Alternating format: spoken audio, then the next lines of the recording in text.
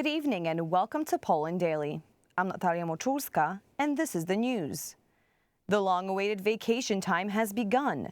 The 2 summer months need to be enjoyed, and with the current rising costs in Poland, this is quite a challenge for parents who want to make their kids' dreams come true. A summer camp or family vacation, in addition to the beautiful moments captured on photographs, can be a huge financial challenge for the average Pole this summer. To the sea, mountains, or the Masurian Lake region, or maybe a different country, traveling by car, plane, or train. The answer to these questions is nothing compared to finding out how to pay for it all in Poland. Z rodziną to raczej ciężko. To travel with the whole family is rather hard with these wages and prices now, so a rather slim chance. Loan companies are pleased. The summer vacation season is underway, and it's a bountiful harvest. Take a cash loan for the trip, money for your dream vacation. Money in 24 hours. Childish expectations leave many Polish families with no choice. To take a break from everyday life, school, and work, Poles are getting loans out, as the 500 zloty per child travel voucher is just a memory from the Law and Justice government. If someone doesn't have enough money on a regular basis to spend on such a vacation, this is always an option. And prices in Poland have reached absurd levels. To go up to the Baltic Sea for 10 days, we will pay an average of about 5,000 zloty for accommodation alone in an average lodging in Władysławowo. Similarly, in the capital of the Polish Tatra Mountains. And where are the costs of travel, food, and small pleasures? Gasoline at 5.19 is unheard of. The increase in energy costs scares hoteliers, restaurateurs, and stand renters in Zakopane. Lease prices have been raised by 20%. For just a small stand, you have to pay about 11,000 a month in Zakopane's famous street Krupówki. Not only entrepreneurs are crying over these prices, but also tourists. And it's hardly surprising that oscypki are getting more and more expensive, since the high bills have reached not only Mr. Kazimierz from Białystok, who will pay 40% more for electricity in a month. In connection with this, many are giving up on traveling for vacation, looking for alternatives where they live. A city beach, a walk in the woods, and bicycle trips are the cheapest alternatives. I usually try to budget enough to avoid having to take out a loan. Foreign getaways with guaranteed good weather, only for the wealthy or financed through a loan. But let's at least have a nice vacation as compensation before the looming vision of paying off monthly installments. Michał Solarz, TV Republika. The first face-off between the candidates for the President of the United States is behind us. The debate between Donald Trump and Joe Biden resonated in the world media. Biden's faltering performance at the presidential debate failed to set the tone his campaign needed. But analysts were not sure the debate would make a drastic difference in the election result, saying Trump's performance was unlikely to change anyone's mind. Let's take a closer look at how the debate played out.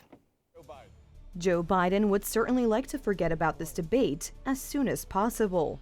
The debate, which was supposed to show the president's readiness to continue governing, proved the opposite. President Joe Biden's best years are definitely behind him.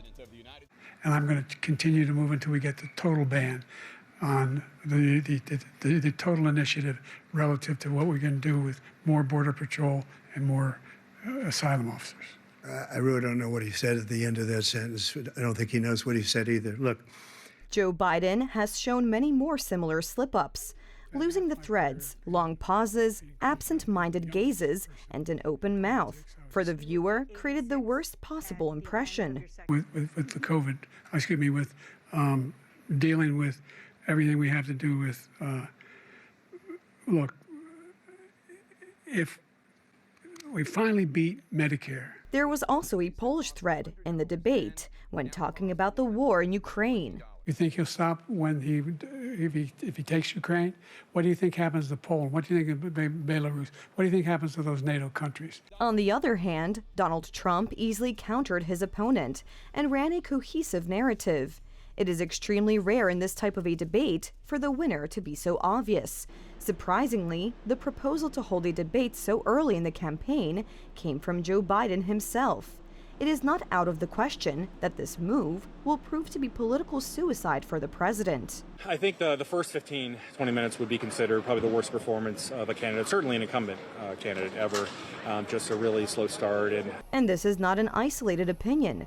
As many as 67% of viewers of the Democratic sympathizing CNN rated the debate as won by Donald Trump. A similar sentiment prevailed among New York Times columnists favoring Biden, none of whom named the incumbent president as the winner. The calendar doesn't lie. Joe Biden will soon turn 82 years old. In light of such an obvious image disaster, attempts to praise Joe Biden sound extremely grotesque. Joe, you did such a great job. You answered every question. You knew all the facts. And let me ask the crowd, what did Trump do? Why? And what else is the president's wife supposed to say? But such delusion does not mean success for the Democrats. Even members of Biden's staff seem to know this, as CNN reporters admitted. The panic that I am hearing from Democrats is not like anything that I have heard in this campaign so far. Only a decisive response from the party can put out the fire. There is growing talk of a potential replacement candidate. It is possible that the scenario that the Civic Coalition used in Poland in the 2020 presidential election, replacing Małgorzata Kidawa-Błońska with Rafał Trzaskowski, will be repeated overseas. The problem is that it may be too late to find a suitable candidate. The election will take place in just over 4 months. Maciej Struk, TV Republika. According to Kiev's military authorities, Ukrainian troops have pushed Russian forces out of the eastern neighborhood of Chasiv Yar, a town in Donetsk region. However, fierce fighting for control of the strategic town continues. After capturing Avdiivka earlier this year, Russian forces pushed toward Chasiv Yar, 12 kilometers or 7.4 miles from the devastated city of Bakhmut that they took last May after months of bloody fighting. The enemy has a big advantage in the air. If we could intercept at least half of what they have, Supercams, Orlans, various types of reconnaissance drones, it would have been much harder for the enemy. Much harder. But since our airspace is not protected, there is nothing we can do. Unfortunately, no one realizes that we can't win this war with manpower alone. No matter how many men you send here, even 1 million, you won't build up defense because we do not have the resources the enemy has. The most we can do in this area is stabilize the situation, prevent the enemy from moving forward, but only if we have better technical resources. Very few, mostly elderly residents, have remained in the town.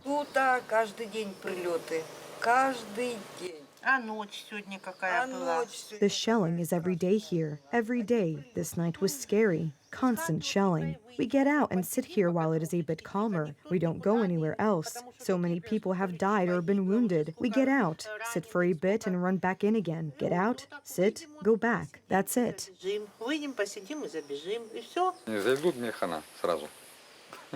If Russians come here, I am doomed. I have a Ukrainian last name. Do you consider leaving? Where would I go if neither me nor my wife have pensions? Where can we go? Located on a higher ground, Chasiv Yar has mostly served as a regrouping point and as a forward artillery base for the Ukrainian army. Chasiv Yar is located at a very advantageous elevation. The Russians want to capture it to create a bridgehead for the next steps. Konstantinivka, Druzhivka, Kramatorsk. These places can be very effectively shelled from Chasiv Yar. It is very important not to let them capture this elevated point. But can the boys hold it? We try to help. But everything depends on the infantry and on the ammunition to have artillery work well. Chasiv Yar has been extensively shelled and damaged by Russian forces, for whom taking the town would make further advances into the Donetsk region possible.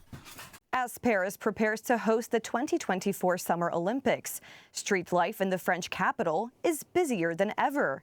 Moreover, the parliamentary elections take place this Sunday and next Sunday on the 7th of July. Parisians and visitors alike can feel the energy and excitement in the city as preparations for these two major events continue. The streets of Paris are buzzing with construction and renovation work for the Olympics. Iconic sites such as the Eiffel Tower and the Seine River are being transformed to host the opening ceremony and sporting competitions. Public transportation is also being improved to facilitate the movement of athletes and spectators. Amidst the hustle and bustle, daily life continues in Paris. The Bateau Mouche boat tours on the Seine River, with Notre Dame Cathedral as the backdrop, are a popular attraction. Cyclists are a common sight, and cafe terraces are filled with locals and tourists alike, enjoying food and drinks. The Paris City Hall is adorned with the Olympic sign, while posters announcing the legislative elections are placed throughout the city. That's all for the news tonight. Thank you so much for joining us, and have a wonderful evening.